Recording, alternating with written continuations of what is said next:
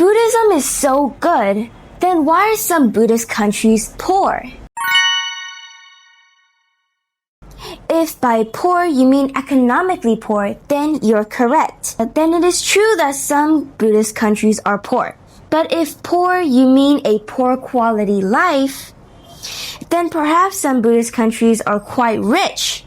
Because America, for example, is an economically rich and powerful country, but the crime rate is one of the most highest in the world. And millions of elderly people are neglected by their children and die of loneliness in old people's homes.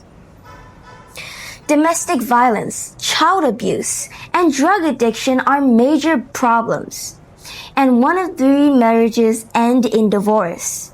Rich in terms of money, but perhaps poor in terms of quality of life. Now, if you look at some traditional Buddhist countries, you'll find a very different situation. Parents are honored and respected by their children. Crime rates are relatively low and divorce and suicide rates are rare.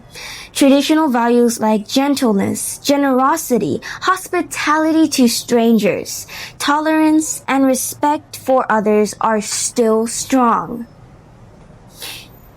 Economically backward, but perhaps a higher quality of life than a country like America.